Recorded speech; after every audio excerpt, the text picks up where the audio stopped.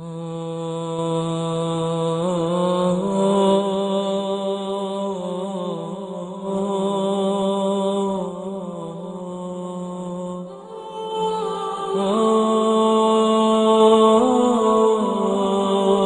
السعودي اللي متأخر بهدف، عليه أن يهاجم. أوه، خطأ كندي، جول. حسن على في مرماه، ونشاير بيلعبها وفي المرمى، يعلن عن تقدم. الآن تصل، الآن بينية، الآن هروب، الآن تصويب، الآن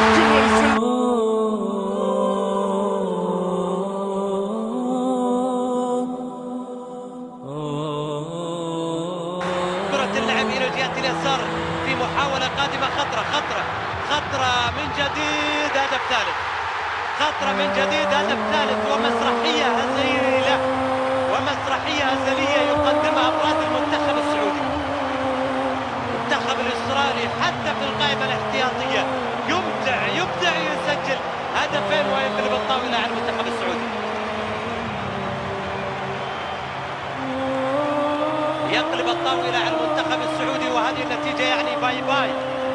إذا كان الأولمبي السعودي قد قال باي باي لندن، فبهذه النتيجة المنتخب الأولمبي يقول باي باي برازيل. بعد الخسارة في 2004 يعني احنا يخسر الآن بعدما خسر المباراة الأولى أمام سوريا، يخسر الآن أمام المنتخب الأردني. يا أخي يلعبون بدون روح، يا أخي هذا منتخبنا أصلا منتخب مجاملات بس. هذه البطولة دخلها المنتخب السعودي بلعيبة ما هي عندها ذيك الروح اللي ترفع أنديتهم، بس في أنديتها، في الأندية شوف اللعيبة كلهم يلعبون من كل قلبهم. أنا منتخب ما في. صالح خليفة حيلعب الكرة دي،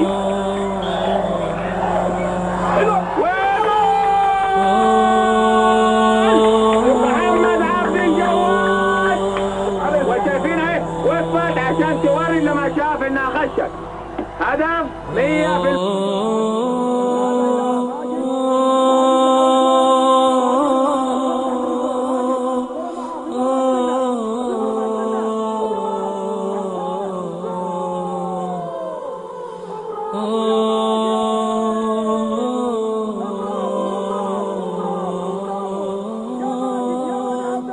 يكمل فؤاد، سامي الجابر من ناحية دي وبيشوط فؤاد